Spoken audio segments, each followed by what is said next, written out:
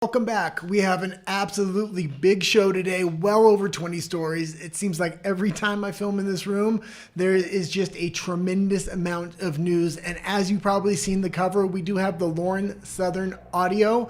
This is when CSIS came to talk to her. If you don't know who CSIS is, that's basically like the CIA of Canada. And they were harassing her, kind of making threats that the RCMP would follow through with charges if they didn't cooperate with her. I'm really glad she recorded this, and it's just one way that content creators are kind of fighting back. It seems like these governments are really trying to lock us down.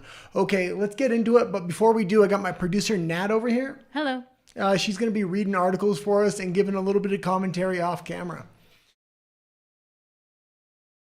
DC Drano, this is pretty wild. Canadian CIA or CSIS tried to make Lauren Southern an informant to get information on American influencers. They threatened her with criminal prosecution if she didn't cooperate, and instead she posted the conversation. Canada is fully tyrannical. Yeah, and this seems a little bit crazy, but it seems like every single government is going about this in a different way. We've seen the Biden administration really coming behind the scenes and really applying pressure to Facebook, X, which was Twitter at the time, Google, and all other social media platforms, outright banning certain kinds of content, while really laying to bear their authoritarianism on content creators in general. We're seeing this happen in the UK. We're seeing this happen in Australia right now with the digital ID, which is set to come out next month. They say they want to ban anybody that's under the age of 16 from accessing social media. But in order to do that, everybody has to have a digital ID. And if you want to get online,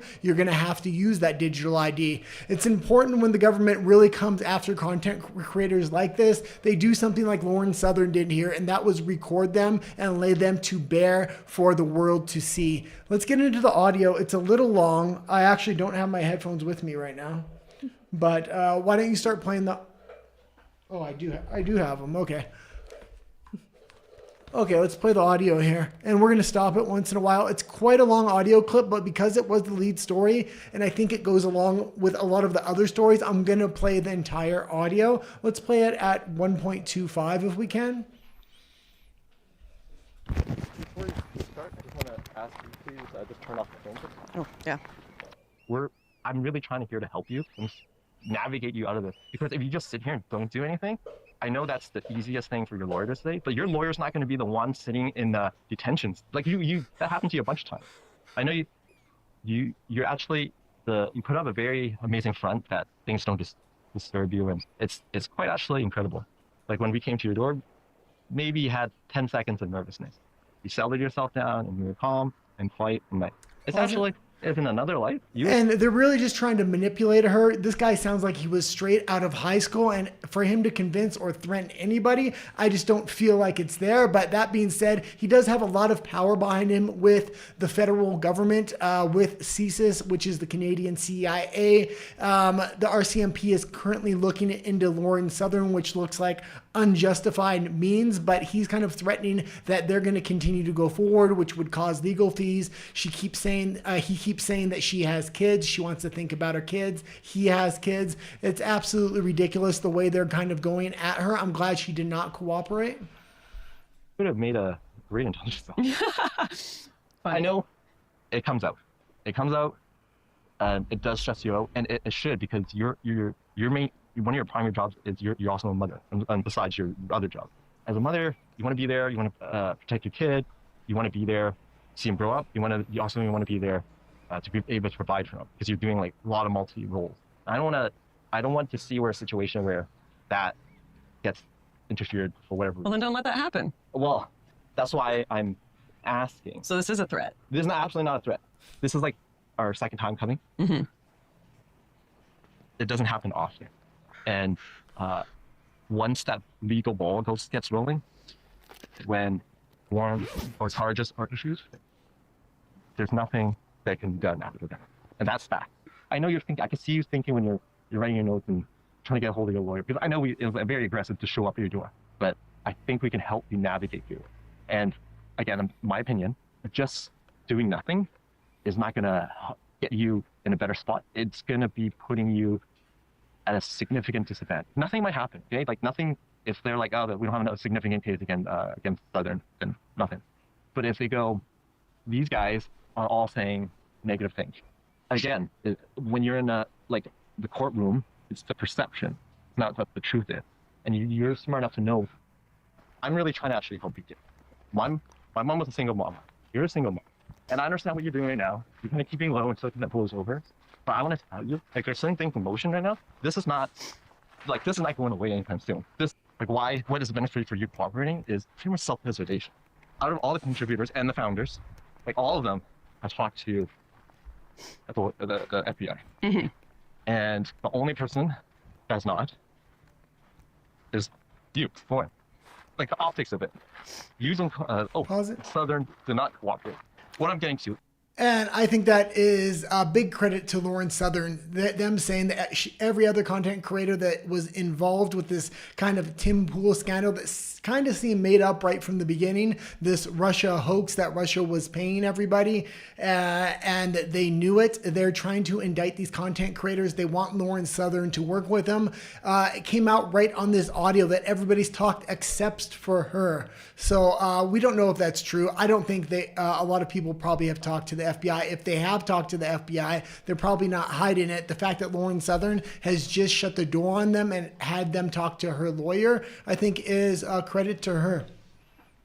The point I'm getting to is, like, how much can you trust your other commentator that they are not cannibalizing each other, especially when the heat's turned up on them and they're pointing things. Let me back up too. From our last meeting, a lot of people, especially my colleagues, they're like, all right, she doesn't want to cooperate, and like kind of beat her off to the wolves, just let her. I don't think you fully understand the picture of the consequences of not working together. You've been on the ground. Do you trust these people? Do you trust Tim Pool? Lauren? They have nothing they can say. That's the thing. Yeah, but what would they say? They can allude to a lot. And that's all really in this kind of case. And we have to remember, when this case first came up, the Biden administration was in there. The Biden administration had it out for a lot of these content creators like Tim Pool, like Benny Johnson, but it's a new administration in there. And if that case gets closed while Donald Trump is in office, Lauren Southern will have nothing to worry about. These CSIS operatives really have nothing to lean on her with, and I think she knows it. That's why she recorded them, and that's why she's putting this out to the public. This was just exposed, I believe, yesterday, and I think over the next couple days, people are going to be taking much more wide notice on this. That's all you really kind of need. So I got to ask, when you do the single mom story, how are you feeling, Lauren? Do you practice that like in a room with colleagues, or do they? No, we're actually really normal people. Have moms and dads. Multiple ones for multiple scenarios. But I'm just saying, if certain things are in motion, it's time to be soft. I'll make sure that you're not like part of the collateral damage, right? I didn't know anything about it. Like, I had to find out, research, and do more digging on it to like really understand like where you're coming from. And this idea of peace, you want peace? I understand that. I'm here to help you. Oh yeah, why'd you call my gym? Oh, the gym was get a hold of you. And how'd you find my gym? I cannot really. You have to tell me. No, I don't have to do it. I'll just do that, okay? Yeah. At the conclusion of this, let's say we do work together. At the conclusion of this, I'll let you know. Never get attributed to you. Your audience will never know that you provide this information. You'll be kept anonymous. All it would say is this information was provided. And all the side benefit stuff, that would never, ever be written as in we helped smooth things over from prosecution or with the FBI, all that stuff. Never. Only assurance we ever could provide you. Well, then, so once again, we're back at the, okay, so no one knows that I did something that doesn't benefit me at all and may even harm me because I've got a government that's politicizing the situation. Again, I talk to people in different situations, and they ask me the same thing, like, if I betray my country, like other people from foreign countries, if I betray my country, what assurance is that I would have that Canada is going to vouch for me, or Canada is going to pay me X amount of dollars, Canada is going to accept me as a Canadian citizen? And I'm like, just fucking trust, that's it. Yeah, and how many people were swinging from bridges after being translators by the fucking Taliban after the Americans pulled out, or in Vietnam, left on those You're absolutely right. slaughtered. Yeah. I'm not. When we work with people, it's never a perfect situation, but we can help people, and I have helped people. And again, this is like a opportunity for you to walk through that door, if should you want to. I know you're very cynical on the whole thing, and we could take it one step at a time and just start slow. And should the RCMP one day come knocking, again, that is already too late for you able to start a relation or start cooperating, because you're already considered to be. Yeah, but if you don't impact the RCMP at all, then. Oh no, yeah, we can. But when they get their ball rolling, we are not involved in any criminal prosecution. You understand? But should we vouch for Southern's? She's good. They'll be okay. Also, from your end, would you get us out of your fucking hair and not like hanging out at your place all the time, or? I thought this was the last time you were going to come by. Well, not if we have to continue this investigation. Do you understand what I'm saying? Not really. It looks like it's really a bunch of nothing, especially with Trump in office right now. This entire thing looked like it could have been coordinated by three-letter agencies in the United States to discredit content creators within the U.S., like Tim Pool, like Benny Johnson. Lauren Southern is in that web. Who was the other Canadian content creator as well? Lauren Chan. A lot of this stuff actually originated with Lauren Chan. It seemed like Lauren Chan and Lauren Southern both kind of disappeared for a long time. The Canadian government is really trying to lean on them because the Trump administration is in office. You're not seeing the American content creators get leaned on like the Canadian ones. Okay, what were you just saying when the video was playing? Did you want me to read her statement or something? Oh yeah, I was asking if you want me to read everything she wrote on that post. Oh yeah, why don't you read a little bit? So Lauren says, intelligence agents showed at my door late last year. I told them to leave. They proceeded to call me from anonymous numbers repeatedly, contacted my gym, told me they wouldn't go away unless I built a relationship with them as an asset. Your audience will never know. Returned to speak with me multiple times, claiming they were giving me last chances before they threw me to the wolves. They told me that the courts wouldn't care if I was actually guilty or not. That essentially someone had to take the fall, and I could ensure it wasn't me. It was repeatedly implied to me that you're smart. It's not what's true that matters, it's the perception. I was made to believe there was a potential arrest coming, made to believe I could never travel to the US again without being arrested by the FBI, made to believe I might not be around to see my children grow up. None of these things were true. I can enter the US without issue. I was never arrested. I did nothing wrong. I was psychologically manipulated for months in an attempt to turn me into a government asset. Oh, okay, we can kind of leave it there. I had speculated because the last time Lauren Southern kind of popped up was the allegations against Andrew Tate. Tommy Robinson came out and said those allegations were completely bullshit. He was there all night drinking with both of them. I had speculated at that point she may have been coming out because she was getting leaned on by the Canadian government. Maybe she has these messages and she wants to show that she did not cooperate. A lot of people had speculated that she was cooperating with either the Canadian or American government at some point when she made the allegations against Andrew Tate. So it's very interesting that this recording's coming out now. It looked like she had held onto this recording for quite some time. It's a really sly move if she had cooperated with them to kind of smear Andrew Tate's name and now try to clear her name with this audio. Either which way, I'm glad she did release the audio because it shows how these governments around the world are leaning on content creators, number one, but number two, a lot of them are probably creating content creators and creating followings so they can control narratives. Okay, let's go into some more world news. We got a lot of UK, Mexico. We're going to come back to Canada later as well. Ever since last week, it's like Canada, the US, and Mexico are just making headlines every day. From Wall Street Apes, the Mexican government is now actively warning illegals in America of locations. Arizona law enforcement is participating with ICE. They even have a phone number illegals can call for updates and help. Mexico must be held accountable. The Mexican consulate in Phoenix is warning the Mexican community that the Pinal County Sheriff's Office is working with ICE. The consulate posted the warning on Facebook, writing that it's been tipped off that deputies are working with ICE agents in Queen Creek and Santan Valley. Yeah, it's very interesting that foreign governments and even state to state, you're seeing them trying to sabotage ICE in this effort to go after illegal immigrants. Okay, let's play the video here. The Mexican community that the Pinal County Sheriff's Office is working with ICE. The consulate posted the warning on Facebook, writing that it's been tipped off. The deputies are working with ICE agents in Queen Creek and Santan Valley. They recommend people keep a valid ID with them at all times, avoid traveling to those areas unless absolutely necessary. And the consulate also listed its phone numbers for anyone who needs help. The Mexican consulate in Phoenix is warning the Mexican community that the Pinal County Sheriff's Office is working with ICE. Okay, the consulate posted the warning. And yeah, there's a couple more stories we're actually going to go into where foreign governments are starting to not cooperate with the U.S. government. And this includes the UK government, which was a very interesting story. We're going to get to that in just a minute. Let's continue on to the next story here. I have over 20 stories today, so I'm going to try to run through these, but there has just been a ton of news this week.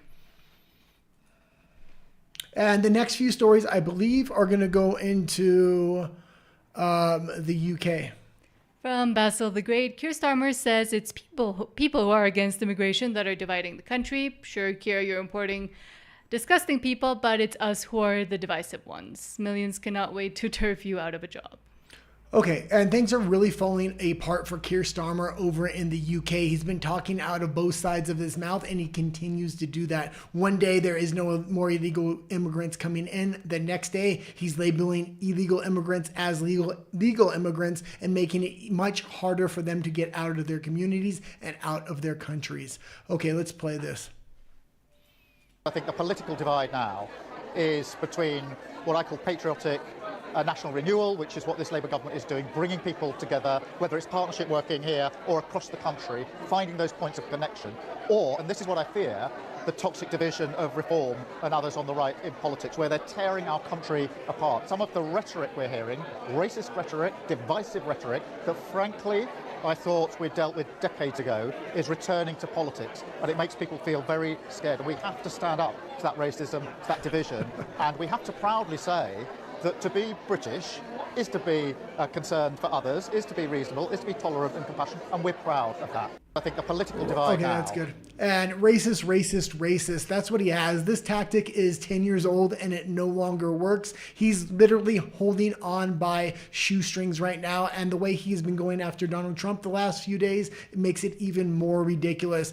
It is very interesting. He's pointing out Reform UK now. He used to never let that name of that party come out of his mouth because he's absolutely fearful. If there is another election, it's going to be a landslide for Reform UK. Although I do like Reform UK as far as they're the best party that people can select from. In no way, shape, or form are they going to or are going to really reform the UK like Donald Trump is trying to do in the United States. Let's continue with this next clip of Keir Starmer. Why don't you read the headline first? From Basil the Great, OMG, Keir Starmer suspends intelligence sharing with USA because Trump is defending their borders. Trump has ordered targeting of boats carrying illegals and substances across the US border, so Keir has stopped sharing intelligence. Okay, yeah, this has to do with the drug boats. Donald Trump is currently blowing up in international waters. The Mexican government as well has come out making statements saying they're no longer on board with that. It's very interesting that their intelligence agency in the UK is saying they're no longer going to share information. The United States may as well not share any information with the UK because the UK is on the edge of riots right now, and I'm sure they need all intelligence that is kind of out there. A breaking news exclusive now coming into the Situation Room. Watch this. The United Kingdom is suspending, listen to this, suspending some of its intelligence sharing with the U.S. because of the Trump administration's strikes against alleged drug boats in the Caribbean. We are joined now by senior White House reporter Kevin Liptak and CNN national security correspondent Natasha Bertrand. Natasha, to you first with this exclusive reporting. I mean, this is a big deal. The UK is arguably the closest ally to the United States when it comes to intelligence sharing. What else do we know? Yeah, Pam, it's a really significant rupture here. Essentially, what we're learning is that the UK is... Yeah, and this was just breaking news right before we went on the air. I actually got this clip, so I thought it fit into what Keir Starmer was kind of saying and how the relationship is really going south with the U.S. A lot of people think Russia, China... Donald Trump was actually questioned about that and said they're not really cooperating with the United States. And his answer was there are a lot of allies that are doing far worse than Russia and China are. And a lot of people think he was referring to the UK Intelligence Service, the City of London, and Keir Starmer. Okay, let's continue with this. no longer sharing intelligence with the U.S. about these suspected drug trafficking vessels in the Caribbean because it does not want to be complicit in the U.S. military's strikes on these drug vessels and believes fundamentally that the U.S. military's use of force against these vessels violates international law, according to multiple sources that we spoke to. Now, previously, the UK had been happy to help the United States locate and interdict vessels that were transiting the Caribbean that appeared to be trafficking drugs. But the key difference, of course, is that it was helping the Coast Guard intercept those vessels, arrest those on board, seize the drugs, and allowing these individuals to have some semblance of due process. But now the U.S., of course, has started striking these boats unilaterally with military force, killing everyone on board. The total now for number of people killed is around 76. And we're told that the UK is deeply uncomfortable with that, and they believe that it is pretty blatantly illegal. Now, it is unclear exactly and how that's long. pretty good. And it's a little bit of a joke for the UK to call this illegal with all the activity they've been involved in, that their intelligence agencies have been involved in, and the City of London has been involved in. That being said, we're seeing this big resistance of countries like Colombia, like Venezuela, like Mexico, and now the UK defending the rights of drug dealers against their own citizens, releasing massive amounts of people from prison. The UK has and is. We reported on that yesterday about how a lot of their prisons are actually 50% empty, yet crime is out of control on the streets, especially with illegal migration within the UK. Okay, let's go down to this story here with Keir Starmer. I think this is going to round that out for Keir Starmer. Also from Basil the Great, 9 four-star generals signed letter accusing Keir Starmer of undermining the British Army. The military have no faith in him, damning open letters saying, today every British soldier deployed must consider not only the enemy in front of them, but the lawyer behind them. Nobody likes him. Yeah, and this is definitely the truth. I could see why people are upset with him. There are all kinds of clips of soldiers actually speaking out against him, against the British military, and don't like the direction that they're steering the country. And they can get into serious trouble for posting social media posts like that because they are part of the armed services. This being said, we also reported yesterday that Keir Starmer is now using UK military barracks as places to house legal and illegal migrants, which you should be investing in the military, your country's readiness and preparedness. Instead, he's more concerned about housing illegal migrants who are absolutely causing chaos in UK cities right now. Oh, I added this South Korea story in. Let's read the headline for this. He actually speaks in Korean, so I just wanted to use the headline to kind of bring up the talking points here. From Disclosed TV, South Korea's president tells police and civil officials that hate speech and misinformation spread on social media must be considered a crime that goes beyond the limits of freedom of expression and must be severely punished as it is a threat to democracy. Yeah, and this kind of goes along with the Lawrence Southern story. You've seen governments around the world really lean on hate speech, free speech, trying to tamper that down. They're really leaning on content creators. They're bringing in digital ID. South Korea is just another one of those Western countries that are doing more of the same. It's very important that the United States continues to respect free speech in the way that they have. They're the only ones that really have that constitutional protection that a lot of these other countries claim to have, but really don't. The Canadian government says you have free speech, except for the withstanding clause, notwithstanding clause, which means they can take away your free speech at any time they want. Mm-hmm. Okay, let's go into Scott Bessent here. From Eric Doherty, Treasury Secretary Scott Bessent just embarrassed MSNBC for thinking they know more about economics than he does. They're asking him, how does a $20 billion bailout of Argentina help Americans? And he goes off. Okay, yeah, and I was actually a little bit misinformed on this. I was watching a documentary about Argentina the other day, and I come to find out it wasn't a bailout. It was a dollar swap there. So they floated the Argentina economy during the elections. If the Argentino peso would have dropped, the United States government would have lost a lot of money, potentially up to $10 billion. That being said, they didn't only not lose money, they actually gained money, and now they got their money back, and now they can reinvest that to kind of secure other countries in South America. I thought this clip kind of rounded that out really well. I didn't know how I was going to bring it up because it was quite a contrived contrived set of facts and information. It took a long time for the documentary I was watching to kind of lay it all out, but he lays it out very concisely here. Amid this discussion of costs and prices and affordability, how does a $20 billion bailout of Argentina help Americans? You're the president's point person on that. Can you explain to those here who are feeling the pinch, including America's farmers, why the United States is helping out Argentina? Well, do you know what a swap line is? It's currency swap, yes. Yes, but what is that? You're the Treasury Secretary. Yes, but why would you call it a bailout? I think that is how. In most bailouts, you don't make money. The U.S. government made money. We used our financial balance sheet to stabilize the government. One of our great allies in Latin America during an election, the president there won in a landslide. The government's going to make money, and I would rather use peace through economic strength than have to be shooting at narco boats coming offshore if the government collapsed. We have a generational opportunity in Latin America to create allies. We just saw an election in Bolivia. We're probably going to see an election in Colombia. We've seen them in Ecuador. We're going to see them in Chile. So by stabilizing the economy there and making a profit, then that's a very good deal for the American people. And there's a lot we could have been doing for American farmers, but Democrats closed the government.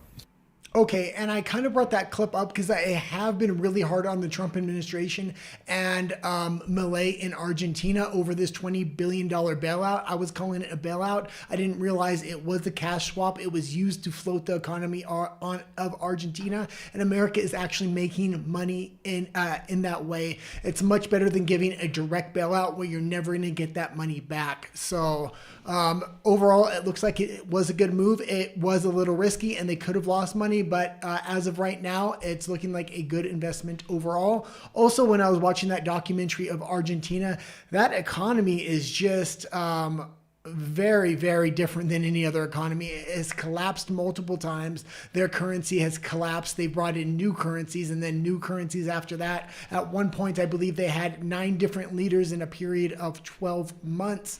That was back in the 90s, I believe. That being said, they're the number one country after the United States to have physical US dollars within the country. Not China, not Russia, not the EU, but Argentina has the most physical US dollars of any other country after the US. Also, they use the stable coin. They no longer trust the banking system in Argentina. That's why they use the US dollars, but they also like to get paid from countries outside of Argentina. That's why if you're middle or upper class, you typically have an online gig or some kind of gig where you get paid from a company outside, and you actually get paid in stable coins, a digital currency, which they then convert to US dollars. And if they want to buy something locally, they then convert that into the Argentinian peso. So very interesting. If you have any interest in the Argentina economy, there's a few really good documentaries that have come out over the last week kind of explaining how their economy is much, much different because the citizens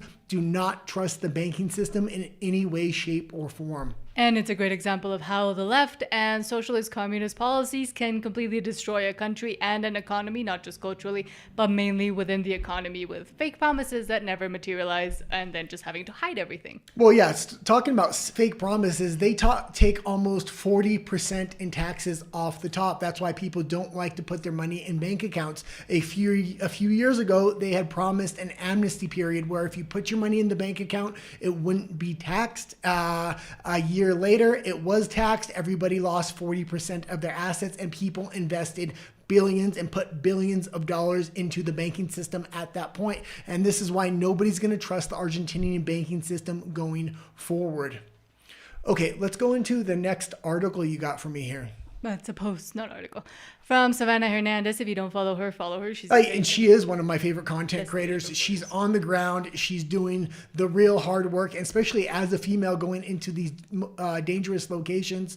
My hat's off to her. Yes, investigative reporter Savannah Hernandez says protesters are trying to break through the barriers set up outside of the TPUSA event at UC Berkeley. A smoke grenade was lit off by an Antifa protester, resulting in TPUSA attendees being rushed inside, and the police struggled to contain the protest. And this seems very similar to what happened in 2016, 17, 18, 19. Every time any conservative or anything slightly conservative goes to UC Berkeley, specifically Berkeley, stuff like this happens. Well, and it's important that you go into these blue blue strongholds and you try to have these conversations, even if they don't allow you to have a conversation because they want to start a riot, it is very important they at least try, and then they go into the purple districts. If you're going into the red districts, you're only really speaking into an echo chamber. So it's important you go into these blue areas and these purple areas and have dynamic conversations to hopefully pull the country together at some point. Now, obviously at Berkeley, they're radicals. They don't want to be brought together in any way, shape, or form. They don't want to allow you to even have a voice. They want to cancel the event before it even begins. Let's play the clip just a little bit here.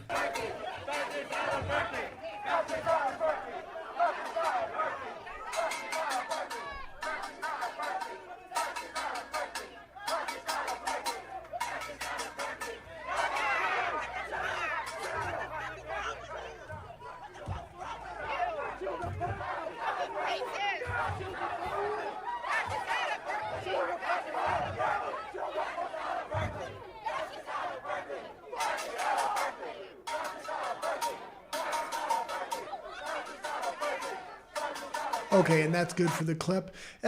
Very interesting what's going on in not only Berkeley, but a lot of countries around the country.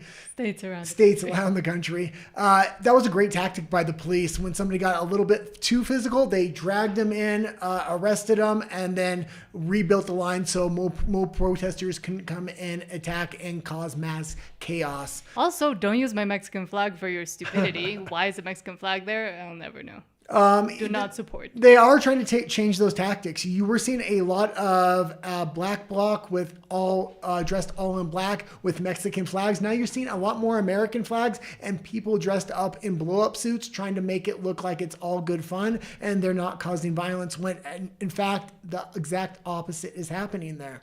Also, Savannah Hernandez used to work for Alex Jones, and that's how she got her start. So if you haven't checked her X or YouTube account out, I recommend going to check that out. But also a lot of strong conservative voices like Jack Posobiec and a lot of people affiliated with TPUSA were enraged that apparently nothing was really being done about the protest at Berkeley and the violence that was shown, not just for the people speaking, but also for the attendees that were supposed to go to the event and the organizers within the campus from TPUSA. And because Antifa has been technically designated a terrorist organization, but nothing was being done, apparently now the DOJ has just opened a full investigation into UC Berkeley after the university failed to protect conservatives at last night's TPUSA event. Students were attacked, chaos erupted, and Berkeley looked the other way. Hermie Dillon said mob assault and thuggish intimidation of attendees exercising their First Amendment rights are unacceptable, and it's time these so-called tolerant campuses face real consequences. Yeah, and having this information coming out that they are going to make an investigation and probably do arrest and try to get the rule of law back onto these college campuses, this is really where all this stuff really kind of started, all this wokeness, all this chaos.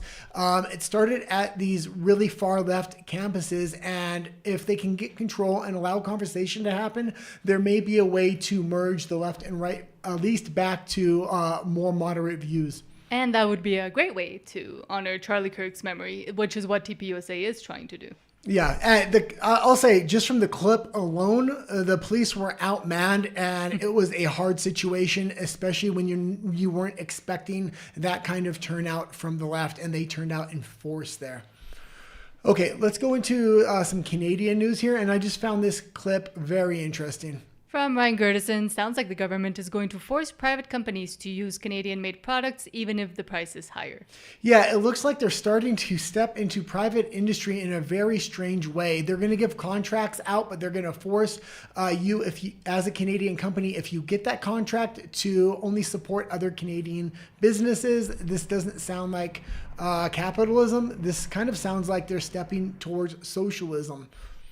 Help me understand a little bit more specifically on the Major Projects Office. If you're designated a project of national interest, does that mean you have to adhere to this Buy Canadian policy? Because I can understand why the government might pay higher prices for domestic economic activity, but a private sector company with shareholders and a fiduciary responsibility, that's a tougher pill to swallow. So how does is it just in 1.25 if possible? It is 1.25. Okay, 1.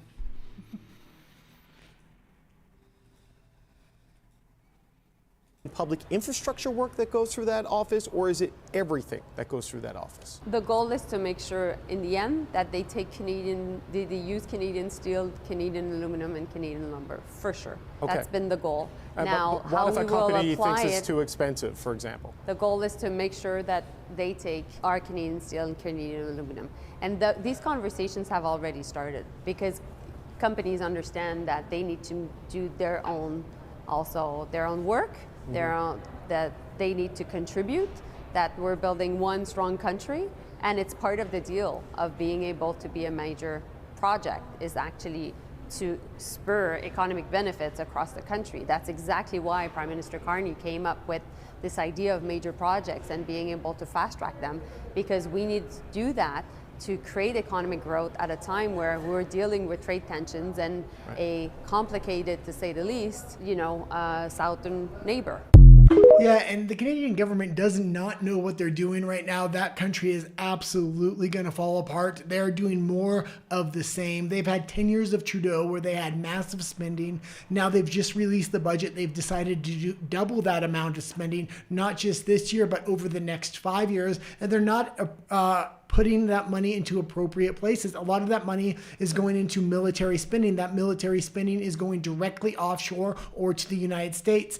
Canada doesn't have any military manufacturing capability. If they want to spend billions on the military, they need to make the manufacturing capability so they can do it themselves, and Canadian companies can do it. But forcing one Canadian company to buy products from another Canadian company if they want a contract, it's not going to work. The United States is taking a completely different strategy by trying to get private sector investment into the country and private manufacturing into the country. Canada seems to want to create a socialist society and tip the scales in favor of Mark Carney's friends.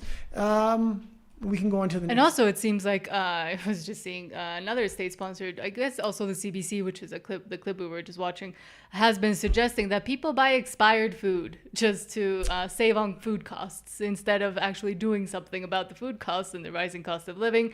Just buy expired food. Yeah, I had seen that clip right before we went on the air, and I wasn't going to grab it, but we already had well over 20 stories to kind of get through. That being said, food prices in Canada are some of the most outrageous in the entire world. We're originally from Canada. We had to leave because the government was just absolutely insane, and I could see that country was going to fall off a cliff. We now live in Mexico City, and let me tell you, when I was living in Canada, I was paying almost $1 per banana. Here, I pay less than 2 cents. So I'm from Mexico. That's why we're here. The food cost is much, much different. Okay, let's go into a Mario Nawfal here.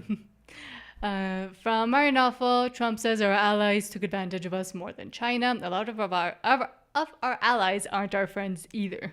Yeah, and this was the clip I was kind of talking about earlier where he was asked about Russia and China, and he was actually saying our allies treat us sometimes worse than Russia and China. People just don't know it. And a lot of people think he was alluding to the City of London, Keir Starmer, and the UK government specifically. But also Canada. Yeah, a lot of these countries want to put the illusion like they're friends, but it's a matter of usury the way they're trying to use the United States here. A new detailed report on CNN, of all places, documents China's expansion of 60% of its missile facilities. It's staggering, bigger than anyone had ever thought, more robust growth. And over the weekend, the new Japanese prime minister, who I know you like a lot, Kaiichi, called the Taiwan situation extremely severe in its phase, and that they may consider any move on Taiwan by China to be a national survival crisis for Japan. Now, that gets better, a Chinese diplomat today said in a social media post that she, the Prime Minister of Japan, should be beheaded for her comments. And she's kind of setting Trump up for the answer that, yeah, China's the bad guy, Russia's the bad guy. And he gives a totally different answer. And a lot of people that are in the know actually know behind the scenes that the UK and the EU are really working against Trump. And a lot of people have been really tough on Trump, saying, why aren't you doing America first? Why aren't you focusing on America and internal policies rather than geopolitics? He's really focused on geopolitics a lot lately, but I think that's because a lot of deep deep state interest within the EU, within the city of London, are really setting up traps for his administration. He's having to fend them off. It gives the optic that he's more concerned about geopolitics than the United States, but he's being forced to play defense. These are not our friends, sir, are they, in China? Well, a lot of our allies aren't our friends either, Laura. Our allies took advantage of us on trade more than China did. And China took big advantage. I mean, we built because we built their military. We built their military. We built their whole thing. The whole thing was, and by the way, if you remember, in my first term, I took in hundreds of billions of tariffs. I put tariffs on China very early. Then when we got hit with COVID, we fought that. We did a very good job. And it's going to be very interesting what happens when the North American Free Trade Agreement comes to an end. Trump has been giving the path to the Canadians for a long time. Let's just take down all tariffs between the two countries. It seems that's what the Americans want. It would have great economic impact for the Canadians. Food costs, car costs, a lot of costs would come dramatically down. The Canadian government doesn't want to do that because they've played this game over the last 2 to 3 decades where every time there was a negotiation, they managed to nickel and dime the United States by putting another tariff on them. And we're not talking small tariffs. A lot of these tariffs were up to 350%. We've gone over in the show a list of items like eggs, like milk, like dairy, like the automotive sector and other sectors where they were tariffing tremendous amounts against the Americans, but the Americans weren't doing it back. Now that Donald Trump has noticed, has pointed it out, wants to get a fair trade agreement, literally a no tariff agreement, Canada is unwilling to do it because their entire economy is based on tariffing not only other countries, but tariffing themselves province to province. Okay, we can go into the next story here, and I think it's Glenn Beck. Yes, from Glenn Beck, a 50-year mortgage plan is being floated to help younger generations afford the American dream, but that's not home ownership, that's renting. It's almost like you will own nothing and you will be happy, and we did speak about this yesterday. Yeah, it seems like I've been getting a lot of stories lately, and I'm first to that story, meaning I haven't seen anybody else's opinion on it. So when I talked about this story, I said this was a bad idea. The cost of the house goes up by hundreds of thousands of dollars. The monthly payment only goes down by a few $100s. It's really benefiting the banks more than anybody. And Donald Trump needs to abandon this idea now. It's not a good idea. You will own nothing and you will be happy. It might not quite be there, but it's getting close. I don't want to pay a rent on a property that my entire life never to really own it and then having to pay property tax on it after that. I heard a crazy idea today about a 50-year mortgage. Oh, wow. So the average person is in their house for 12 years, and I got a 30-year mortgage, which means... And one more thing about this, the other idea that was being floated, and they've already abandoned that because the general public got a whiff of it and they didn't want nothing to do with it. And that was a 15-year car mortgage. So they want you to pay 50 years on your house, 15 years on a car. I don't even know if a car is going to last 15 years. You'll still be paying for your last car after it breaks down and you have to go get a new one. Especially with depreciating electric vehicles, which people are having trouble selling now.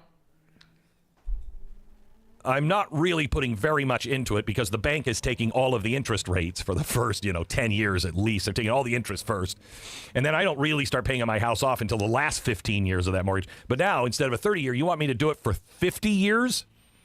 Oh, okay. Well, what is that going to do? Well, first of all, it's going to raise the price of the house. I mean, if everybody starts to get able to, I get a 50-year mortgage, so I can afford a house. We have a shortage of housing, so the mortgages, the house payments, the house prices are going to go up because we have a lack of housing. And then on top of it, you're going to double the payment anyway because you're paying all that extra interest. You're just charging more and stretching it out. It's like solving hunger by not. And this is the thing, Donald Trump is trying to make everybody happy lately on all these different negotiations. On this particular housing thing, he wants to make boomers happy by keeping the price of housing high because that's where a lot of their savings are. Well, the young generation will never be able to afford a house. So he thinks giving them a 50-year mortgage, permanently putting them in debt is the solution, and it's not. I'm glad to see people in mass speaking up against this, not just me, but other content creators like Glenn Beck and a lot more. Let's continue with this clip just a little while longer. giving food, but just giving longer straws to people. Okay, wait, what? You're going to pay double for the same house. It means double the interest rates. And while your roof has to be repaired, the brand new wiring that you had when you bought the house all needs to be redone. The appliances have to be replaced. The bathroom is completely out of date. It all has to be replaced again. You're still paying on that house. Okay, this is like buying not one house, but two houses. And it's not freedom. It is trapping you. Okay, that's good. And I do want to say we do want good policies from the administration. And I think they're going to hear the general public on this because everybody's saying 50-year mortgages is not a good idea. Young people are already in debt from student loans to a ridiculous amount. I'm glad men are finally starting to wake up and going into red seal jobs or trade jobs as well. That being said, I was going to say something in there and it kind of slipped my mind. Do you say something about that? Maybe it'll come back to me. I have nothing else. I was going to say they need to think of what are the good policies that people really want to get behind. And Ron DeSantis, although I wasn't a fan of him when he ran against Trump, it really turned me against him. He is a great governor within the state of Florida, and I kind of hope he stays there and he doesn't make another presidential run. But he's talking about taking away property taxes, so there will be no more property taxes. That is a fantastic idea. Once you own your house, you don't have to continue to pay property taxes like it's a rent. And from Red Wave Press, Fox Business's Charles Payne smacks down the Trump administration's proposal for instituting a 50-year mortgage. And luckily, sometimes, not always, Trump does listen to people when they disagree with him. Yeah, and this is the thing. Even Fox News is saying this is a bad idea. So I think the word's going to get to Trump. Let's play the clip real quick.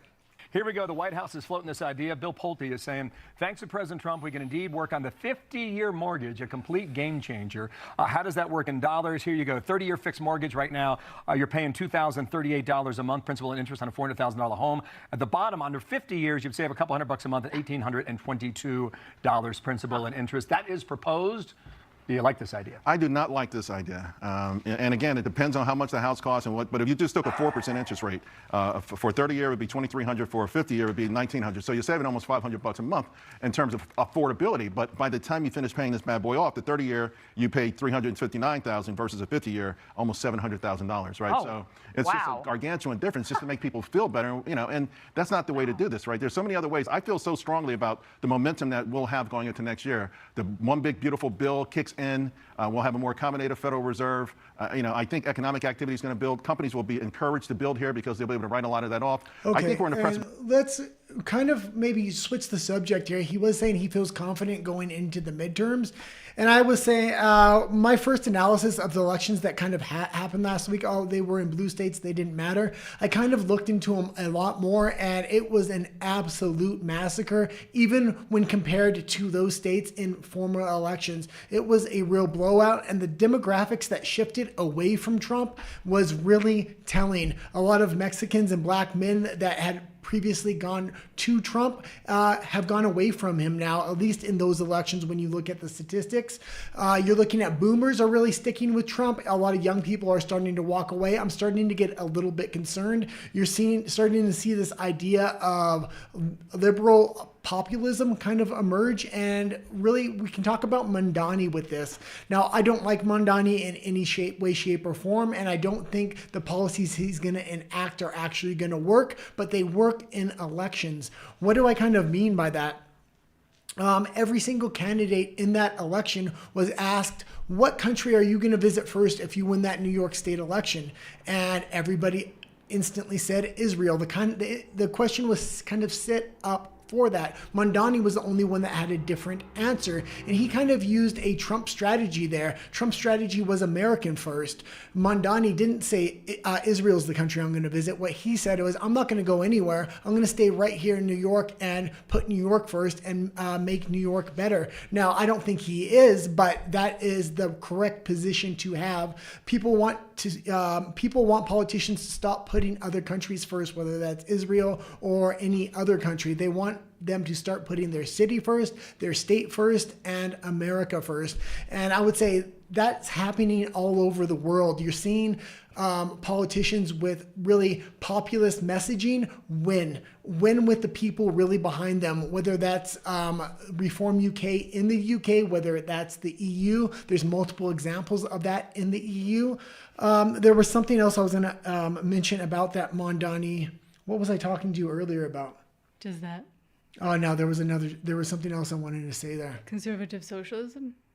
No. Okay, it kind of slipped my mind, but with the conservatives also fracturing internally right now, and all of them being a little bit too concerned about Israel on both sides, in my opinion, either for or against, they're also letting that space be filled with Mamdanis, more Mamdanis. Yeah. Okay, let's play this clip with Megyn Kelly. And this is her addressing some of the things Ben Shapiro was saying in her interview. And she just want to kind of clarify it. I think Candace Owens has really been getting a bit of a bad rap in the mainstream media because of the Ben Shapiros. And there's really a hit out on her and Tucker Carlson right now. So I really do appreciate that Megyn Kelly kind of cleared up some facts that Ben Shapiro said in her interview. Candace Owens says, "Thank you, Megyn Kelly, for clarifying that Ben Shapiro quite literally lied to your face and to your audience about my words." He said that Candace has been claiming Erica Kirk was behind the murder of Charlie, which I had not heard, and I was taken aback because that seems like something I would have heard. It's so crazy. And I have since learned it is not true. Candace has not made that claim. And in fact, I've now seen several clips of Candace specifically defending Erica Kirk and saying she would never make a claim like that about Erica, and that she is open-minded to other people at Turning Point. That's obvious. She's been making that point. I had heard that point. But she's specifically been defending Erica Kirk, and she's been saying she does not think that of Erica. And in fact, if you read her comments, she's under pressure to make comments about Erica. And so far, what I've seen, she hasn't. So thank you for that question. Yeah, that's pretty good. And Erica Kirk's in a really tough position. Her husband had just died, and she decided to take the leadership role or the CEO role in TPUSA. They maybe should have put somebody temporarily in that position so she would have time to grieve, and there wouldn't necessarily be a conflict of interest. There's a lot of questions kind of surrounding what happened to Charlie Kirk, and she's kind of being forced to answer those questions. However, I don't know if that's exactly fair. May I remind you that you did say in one of our shows after Charlie Kirk was murdered, when I said let Erica Kirk grieve, you said it was important for her to step up. It was important for her to take the mantle of TPUSA, no matter if she needed to grieve or not, because it shouldn't be taken over by Ben Shapiro. I specifically said Ben Shapiro because it looked like Ben Shapiro was trying to come to that organization, and he said he would temporarily run it. So I suggested Erica Kirk. Now I see it's really, I did not know everything that was going to happen with Charlie Kirk with these investigations and people asking the kind of questions that they are asking. It's really hard for the widow to kind of answer those questions and be the CEO at the same time. Okay. The other thing I was going to say about Mondani was left-wing populism. Typically, the left wing has been corporatist lately. What they say is we want to tax everybody, and we're going to give that money to our favorite group, whether that's LGBTQ or this group or that group. And then election after election, they try to make a coalition of those people. What Mondani did is said, I'm going to tax just this small group, just the rich, and I'm going to kind of give it to everybody by fixing New York. Now, I don't think he's going to do that in any way, shape, or form, but I think that messaging works for an election, especially as far as left-wing populism goes. And I think the Mondani election really showed left-wing populism on the rise, and we have been seeing Bernie Sanders and AOC doing a lot of interviews together, and I think they're going to use that strategy of left-wing populism.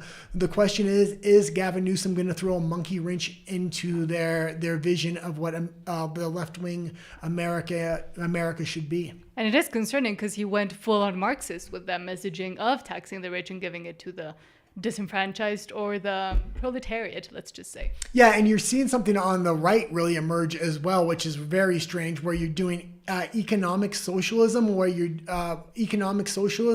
but you're doing cultural conservatism, and they're trying to merge the two, like universal health care, but really siding with cultural conservative issues. So that's going to be a thing for for the right wing to kind of filter out with their candidates next time. I think J.D. Vance would be a great candidate, but he can't pair himself with Marco Rubio. Otherwise, that's going to be taking the conservative movement back to what it was before Trump. We have to keep advancing. We don't want to be the party of war anymore. Okay. Oh man, this article here was just absolutely insane. I thought this was a meme at first. It's not a meme. I got a secondary clip that they were actually talking about this quite a while ago. Yes, this has been making the rounds for at least 2 years now, but it keeps coming up and the BBC keeps highlighting it apparently. From Concerned Citizen, transgender women's milk is just as good as natural breast milk for babies. Read again and understand why they are the fake news. Oh, hold on. Gender woman's milk is. You can restart the clip. And this is coming from the BBC. And I don't think I need to mention, everybody probably knows at this point, but the BBC has been deceptively editing a lot of things, most specifically Donald Trump and his January 6th footage. This is a huge scandal. There's already been 2 resignations at the BBC. There's a lot of heat on them right now that they are just shilling out left-wing politics on tax dollars because they are completely funded to the tune of $2.5 billion a year by the taxpayers. Now, transgender woman's milk is just as good for babies as breast milk. That's according to a letter from the medical director at University Hospital Sussex NHS Foundation Trust. The claim was made as part of a response against campaign groups. The trust referred to studies and the World Health Organization guidance, including one case which found what it called no observable effects in babies fed by induced lactation. That's now, crazy. Induced lactation, that's giving these guys hormones so they can lactate some kind of fluid, which really isn't milk. It's a fluid of a bunch of hormones they've been taking, and now you're going to give those hormones to the baby. This is not a good idea in any way, shape, or form. And come 2028, I think Steve Bannon is going to have a huge impact. He was the one that gave Donald Trump his basic platform the first time he ran, that real populist platform. He's the architect of right-wing populism. He understands it. He's implemented it not just in the United States, but in Europe and other regions within the globe, like South America. He has a lot of connections, and it's going to be very interesting what happens. After Donald Trump lost his second election, which Steve Bannon wasn't involved in, he came back to win because he brought Steve Bannon back in, and Steve Bannon really knows how to win elections. And let's see what he says about transgendered milk here, though. It's so bizarre, so out of nowhere, and so radical as to be almost laughable if it wasn't so dangerous. And put it at 1.25 just so the music doesn't ding us. Oh, okay, perfect. Steve, it gets more bizarre and more damaging every day. The CDC, a formerly reputable, trusted institution in this country, is now telling health providers that they need to assist patients who are men living as women and who want to feed their infants from their chemically induced breast tissue. Is this you're saying that men breastfeeding children? Is that what you're talking about? A man would breastfeed a child? Is that what this means? That is what we're talking about, except that it is not at all breastfeeding. What it is men who are being given medications that have as an adverse effect, it causes their breast tissue to create a substance that is then excreted. This is not breast milk in any fashion.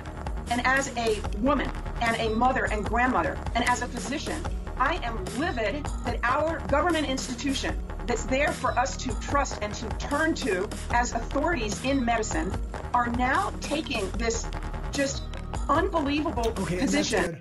And they did show a picture of the former Health and Human Services person that was running that division of the government. Now RFK Jr. runs it, but it was currently a transgendered individual. And I have to think there was some kind of influence to come out with a completely ludicrous statement like men's breast milk is just as healthy as women's breast milk and there are no negative effects. That's absolutely insane. And breast milk is incredibly important for a child's development. I could go into it, but we'd be here for an hour. Well, maybe we can go into it for a moment because I found out formula is extremely detrimental to kids, and breast milk should be mandatory if it's possible for the woman to breastfeed. And yes, what's it called? What did you just say? Formula. Formula is actually, it could be used to supplement because not all women are able or can continue breastfeeding, and sometimes mostly it's not through any fault of their own, but mother's breast milk actually changes as both the baby develops, but also gives antibodies to the baby if it gets sick, or if the mother is sick, it does produce different antibodies depending on the specific child that it is being fed to. So it is very important for a child's development also because it changes with the child as it continues to grow and changes chemically, its chemical composition, to be able to fit the needs of what the kid needs at that point. Yeah, breast milk is just extremely healthy for a kid in general. Okay, yeah, that article was the one article that probably dropped my jaw the most. Okay, let's go into, I think it's Gavin Newsom here. And I was just talking about him a moment ago. He's one of the lead candidates for 2028. Unless Bernie and AOC kind of make a coalition, I don't see anybody really challenging him. From Ian Jaeger, Gavin Newsom flew his private jet to Brazil to talk at a conference where he blamed the Palisades fire on climate change. And that would be, is that COP30? Yeah, this is COP30. And let's just remember that the Palisades fire in California was just complete mismanagement, and that's what caused the fire. He wants to rewrite history like he does with everything. People really try to corner him on a subject, and he just knows how to sneak his way out. This is another one of those things. Let's remember what happened in those Palisades fires. The reservoirs were completely empty, so no water can come out of the fire hydrant. They did not do any kind of controlled burning or forest management, like cleaning up the floor of the forest. So once there was one spark, it just kept going. And this has been a thing of the California left for a long time. They wanted the Palisades to burn down so they could build social housing there. And now it looks like they're trying to move forward with that plan. The plans have been coming out. And also the fact that a lot of the fires were caused by arson, which they try to hide for a while as well. Home values will start to decline. You're seeing it across the spectrum right now, in my state included, which is one of the most blessed and cursed states as it relates to climate. The spear. I just hate the way he does his magician thing with his hands all the time. Okay, let's continue. Of climate change, simultaneous droughts and simultaneous floods. The hots are getting a lot hotter, the dry is drier. You saw one of the most devastating wildfires in American history in the middle of winter. Turn it up. In Los Angeles in January. 100-mile-an-hour winds attached to fire. And as we rebuild, the number one concern people have is, how do I get my home insured? And how do you get a developer to develop a home that can't get a mortgage, which requires home insurance? So from across the spectrum, from financial risk to the issue of cost of living, which is universal, to global competitiveness, this is a no-brainer.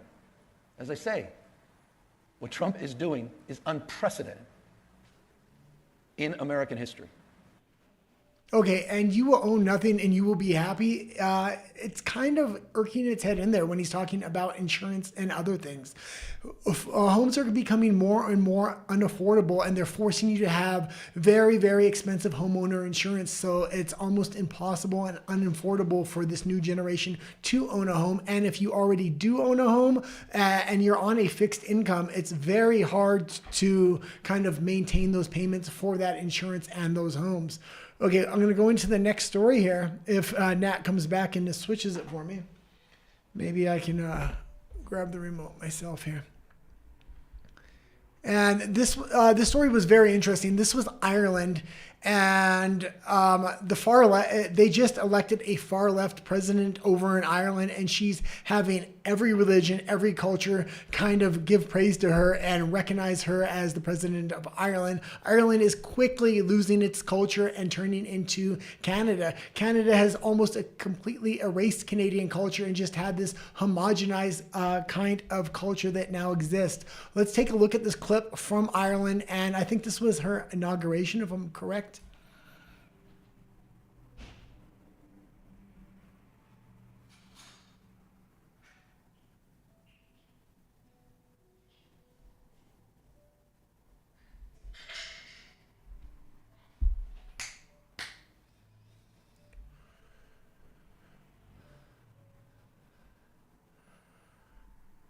And And Ireland should put Ireland first. I always say this, I'm America first because I like the concept of America first, but I like that concept in every country, not just America. I currently live in Mexico and I want Mexicans to put Mexico first. And the people that live in Canada should put Canada first. And you should build a strong internal nationalistic economy. So when you do have allies, every single ally is absolutely strong.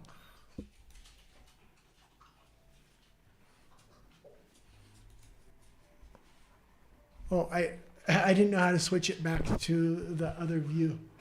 Okay. I realized I was playing the clip without actually showing it to the audience for a moment. Okay, there you go. Just continue to play it from there.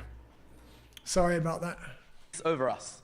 Together was with it muted? all the dwellers on earth. Oh. Do you want me to start it again? Yeah, just started it again really quick. Sorry, Sorry our dog ate her bed. She completely destroyed it. Oh, she did? Yes. Oh, my God. Well, we have to go to Costco and get another one. May you bless the President of Ireland and all who serve the public good. May they be guided with wisdom and understanding, courage and integrity, that their leadership may bring honor to the offices they hold. Sim shalom ba'aretz, v'simchas olam al kol yoshveha, u'farois sukash shalomecha al kol yoshevei seivel artzecha, v'chein yehi ratzon, v'nomar amen.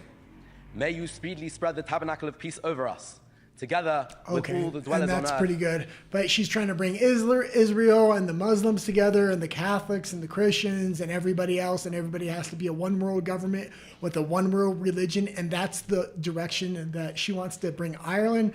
That's the direction they want to bring the EU and Canada. Thank God for Donald Trump. And we need to kind of try to conserve our history and what makes each country special. I really do like the leader of Japan right now. I think she's headed in the right direction. The problem is she doesn't have enough power consolidated, and a lot of parties are kind of gunning for her right now. Okay, let's go into the next article here. Clip. From Hustle BITCH, teacher caught on camera saying absolutely no Spanish in my classroom, tells students to do exactly what I tell you. Yeah, we'll actually just play the clip here, but I thought the teacher was getting a lot of heat online for this clip because she wasn't allowing kids to speak Spanish within America and within an English-speaking classroom. And I thought she justified herself fairly well here when she was speaking to the student. The fact that she's getting any backlash is ridiculous. I think that should only be English spoken in American classrooms. Just like in Mexico, it should probably only be Spanish spoken in the classroom. And the student actually speaks perfect English, so there's really no excuse for her to kind of be speaking multiple languages when the teacher kind of already asked her not to do so. Well, here in Mexico, I went to an English-speaking school mostly, and we weren't allowed to speak in Spanish within the classrooms, and that was in Mexico because we were at an English-speaking school. That's very interesting. Okay, let's play the clip here. I have both talked Turn it up. about speaking Spanish in my classroom, and now I'm the one that's being bad because I'm asking you to meet my expectations. We didn't, okay, but we didn't know that was a policy. You could have reminded us. I have been talking to you about it since the beginning of school. Every time you talk in Spanish. You just tell us to stop talking. Yes, You don't but like. why? Why do you think I do that? We don't know. Okay, We're like, two what? reasons. One, it's unfair to other people. You're speaking a language that half the people in the classroom can't speak. So it makes it seem like you guys are talking about them. Two, today I had a girl breaking down right in front of you guys, and you guys were giggling, and then you started speaking Spanish. Who was breaking down? Because we don't focus on anyone but ourselves. If I'm talking Spanish to her because I know obviously no one else can understand me. Okay, but why? Why do that? What is the point of that? We always do it in ceramics and like Okay, but I'm not the teacher of ceramics. But I'm not the teacher of ceramics. I know, but like I'm not ever saying anything bad in Spanish. Like, we literally just speak Spanish like in but general. that is my request. It has been my request. So it's disrespectful when you don't do what I'm asking you to do. Okay, well just like next time, because like we No, just didn't there's not know. going to be a next time. So just because we speak Spanish, you're gonna automatically think we're talking about someone in the class. And I understand. Okay, that's good. And if this happened a couple of years ago, this teacher would have instantly lost her job. So I'm glad this didn't happen then, and this is happening now. And I think people can really get behind the teacher and understand it's a completely reasonable request. So hopefully she doesn't get fired, and I do stand behind that teacher. Okay, this was a very interesting clip here, and this came from Elijah Schaefer, and he currently has a lawsuit being filed against him for $5 million, which is somehow the exact amount of all his assets within his media company. That being said, it's being filed by Kash Patel, the head of the FBI. It's being filed by his girlfriend, which is absolutely insane. I'm going to let Elijah Schaefer explain in his words what exactly is going on here. We won't watch the whole thing. We will watch the beginning, though. I was being sued for $5 million by Kash Patel's girlfriend, Alexis Wilkins. And the reason why might actually shock you. About a couple months ago, I posted this photo on the public social media platform X. I posted it with no caption, no suggestions of any malintent or any slander, defamation, or criticisms of character. I did so attached to an X post shared by another account that I'm not connected to that talked about government agents being compromised. Now Alexis Wilkins is saying that I owe her $5 million for damages, the exact evaluation of my company, and if I cannot come up with that money, that I'm going to have to shut down my business, give up all of my digital assets and my entire voice online in order to pay her back. So why does Kash Patel's girlfriend want to silence me? Well, it comes down to the lawsuit itself. Before anyone jumps to conclusions and says, well, don't say that she's a honeypot, I'd like to say, I never did. I never would. I never felt like suggesting that, never even suggested that in my own head. So why am I being sued for something I never did? To give proof of that, in section 14 of the lawsuit, it states, while the defendant may not have included any caption to spell out the meaning of his post, he didn't have to. Ever since Kash Patel was appointed as director of the FBI in February of 2025, the conspiratorial corners of the internet and social media have been spreading false narratives about Miss Wilkins as an Israeli Mossad agent, spy, or quote, honeypot, who is only in the relationship with Kash Patel to spy on and manipulate the United States government. So even in her lawsuit, she literally said he didn't say anything in the captions with the picture, but the internet has been referring to her as a honeypot, but because he posted a public photo of those two, that he should be liable for $5 million. Absolutely ridiculous. It's a frivolous lawsuit, and this is one aspect where Israel and Kash Patel are only going to get more heat put on them. This is not a good idea in any way, shape, or form. There was one more thing I wanted to say here. Well, we'll go to the next story. I can't remember. From Defiant L's, Cheryl Hines tells Bill Maher, the Republicans have been very kind to me from the beginning. Even when Bobby was running as a Democrat, they weren't mean, and they never have been, and I can't say that for the Democrats. Yeah, and this is RFK Jr.'s wife, and she was very liberal. She hated the fact that RFK Jr. supported Trump, but it seems like she's coming around. The Republicans have been very kind to me from the beginning. Even from the beginning when Bobby was running as a Democrat, they weren't mean. No. And they never have been. No. And I can't say that for the Democrats. I agree. And it's sad because it's not the Democrats we grew up with. Right. Yeah. And that's the difference that people don't, I think, see. They're like, why did you turn on the Democrats? Well, first of all, I didn't. Like I said, we voted for the same person. But I'm not going to pretend I don't notice how different they are. Yeah. How mean they've become. Very mean. The Republicans have been very kind. Okay, yeah, and I think a lot of people that came over to the conservative movement kind of had the same feelings. There is a ton of disenfranchised liberals, like RFK Jr., like his wife, like his running candidate. Oh, what was her name again? I really like her as well. I can't remember. But also Tulsi Gabbard. I mean, there is a big section of the current conservative party that are former disenfranchised liberals. And I think they all have similar feelings. And we're surprised how they were treated when they came over to the conservative party. Okay, let's go into this clip here.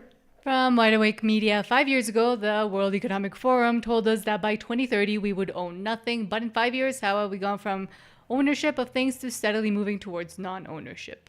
Yeah, and I keep bringing up articles like this, and he puts it very kind of concisely, so let's just play the clip here.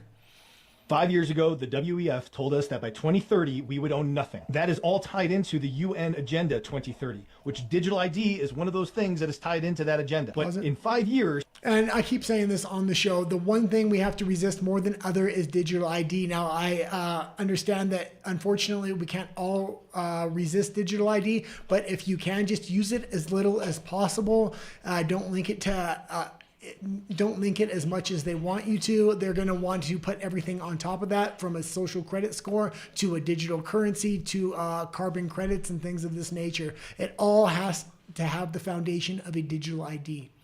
How have we gone from ownership of things to steadily moving towards non-ownership? Well, the first thing we can see here is in homes. Home ownership, a lot of people have been priced out.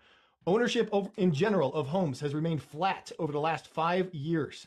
Meanwhile, rent has skyrocketed and it has gone up by 5.6 million over the last 5 years. So rent is increasing, home ownership staying flat, and will eventually start to decline. They'll price people out. Right now, the younger generation that should be owning homes, Gen Z, has been priced out, and they are the largest generation ever to be renting. That's your big ticket item. Everything else has started moving to a subscription-based model, if you've noticed.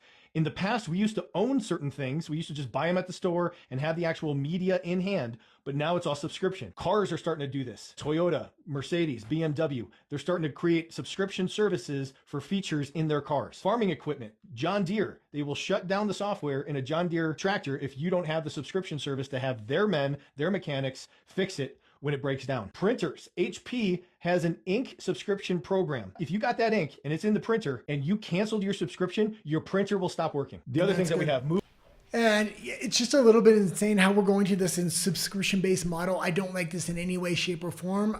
This is why I continue to use DaVinci Resolve for editing. The way Adobe has just treated their customer like a monthly rent that they just expect you to continuously pay. I recommend DaVinci Resolve if you do photo edit, but in every single sector, they're going to this rental model, so you will own nothing and you will be happy. I hope companies start turning away from that model and go to a more traditional model where you actually have ownership. I think the actual people that are buying the products will really appreciate it. Okay, and let's go to the last article of the day here. From Tommy Robinson, as the government refuses to release data of disgusting people, a group has been manually recording the information, and the findings are that on some days, 80% of the disgusting people in Birmingham had foreign names and 70% in Bradford. Yeah, the statistics just aren't coming back for the UK government and other governments around the world so they can implement their agenda. It's coming back the exact opposite. So it's putting up hurdles for the government to implement these different agendas, whether it's LGBTQ or immigration or anything else. So now they just decided to stop taking statistics. It's up to private organizations to continue to take statistics. Are they accurate? We don't really even know at this point, but the fact that the government has decided to not do it anymore is ludicrous. And the information that we've been gathering over the last 6 weeks, as you said, is startling. It's a real concern because there has been a massive increase in the number of people committing offences and the number of sex crimes. Now, we know that the analysis based on names is not scientific. We know there's problems with that, but it's the best that we can get at the moment because there's no other data being obtained. And Marcus, in some of your findings are astonishing. On some of the highest days, 80% of the sex offenders in Birmingham had foreign-sounding names, 70% in Bradford. Are you convinced there's a clear link going on here? Well, there is a link. There's no doubt about it because the figures are consistent. We see regularly 25%. And the information that we've been gathering over the last 6 weeks... And these rape gangs continue to go on in Britain, and the fact that they're not arresting people and their prisons are lying 50% empty, as we reported yesterday, is absolutely ludicrous. I had a couple more stories about AI, the AI industry. Maybe we can go just through them really quick. We'll read the headlines, but I have to go deal with my dog's bed that she absolutely shredded. I'll have to clean that up, and I got to use the bathroom. But I don't think anybody has to know that. Let's see. From Forbes, MIT finds 95% of Gen AI pilots fail because companies avoid friction. Yeah, what we're seeing in the AI industry is this thing is becoming a bubble. We're seeing 5 companies collude with each other, especially in the United States, from NVIDIA to OpenAI and 3 others, and they're just funneling money between the 5 companies, buying products off of one another, buying into these companies, and it's making an artificial bubble that is absolutely ready to collapse. And when it does collapse, who's going to be the big winner? It's going to be China, because they had a completely different AI model when they designed it. They didn't have access to the most expensive chips. So what they did was created cheaper, maybe less effective models, but that are far more profitable. Okay, let's go into the next article here. From More Perfect Union, OpenAI CFO didn't just say the company wants a federal backstop for chip investment. She said, and I think we're seeing that the U.S. government has been incredibly forward-leaning. Then she immediately took to LinkedIn to claim that. And they're trying to set up this narrative right now that AI is the future. Everything needs to be betted on it. We've invested a lot of money. If there is a collapse, which they're already starting to talk about this collapse, people that are looking into it understand that this is a bubble ready to collapse, and they just want to pour more and more money in it. They think the U.S. taxpayers should bail them out, much like they bailed the banks out. When they bailed the banks out, the banks affect everybody. AI doesn't at this point. I don't think there should be a bailout for AI. This narrative is emerging from Silicon Valley, these big companies, these big investors, and even the stock market, that AI should be bailed out. They know it's going to pop. It's just a matter of time. And when it does, they're expecting a bailout. Otherwise, they're saying China is going to take over. They're trying to provoke fear in the U.S. people and the Trump administration so they can get a bailout. Do you want me to play the clip? Yeah, play the clip real quick. This is where we're looking for an ecosystem of banks, private equity, maybe even governmental, the ways governments can come to bear. Meaning like a federal subsidy or something? Meaning like just first of all, the backstop, the guarantee that allows the financing to happen. That can really drop the cost of the financing, but also increase the loan to value, so the amount of debt that you can take on top of an equity portion for some federal backstop for chip investment. Exactly. And I think we're seeing that. I think the U.S. government in particular has been incredibly forward-leaning. Fannie or Freddie, perhaps. And I don't think Trump will give a bailout. What I do think he'll give is a bailout in the form of investing in the company for the U.S. people, meaning he'll say, we'll give you $1 trillion or $500 billion or whatever it is, but you have to give us a piece of the company back. And it's going to be very dangerous if the government gets in bed with these AI companies, especially when these AI systems are going to be integrated with the government. And from U.S. News, NVIDIA hits $5 trillion valuation as AI boom powers meteoric rise. Yeah, and this $5 trillion boom is because they're shuffling money between these 5 companies, and it's these 5 companies making an artificial bubble. There's no real products that are coming out that are extremely profitable. Every single product is losing money because the amount of investment they need and the amount of continuous investment they need to keep these AI companies ahead of foreign AI companies is absolutely insane.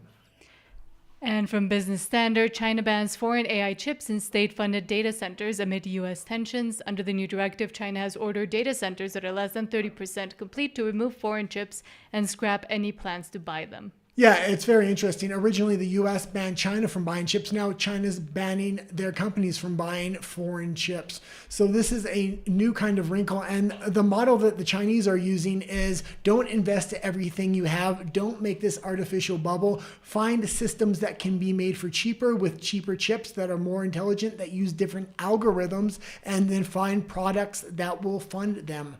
So, man, I hate to say if this bubble pops, China's going to win the race. I don't think they're going to win the race, but I think they had the right model from the beginning. And I think US AI companies are going to have to rethink their model, make cheaper models that are much more specific to certain industries that you can get finished products out and actually make money, to bring money into the company so you can continue to invest. And from Reuters, NVIDIA's Jensen Huang, China is going to win the AI race, the FT reports. Yeah, and I brought this last article in just to kind of show the fear Silicon Valley is trying to put in this current administration and the American people. They want a bailout, and I think they're starting to expect a bailout here.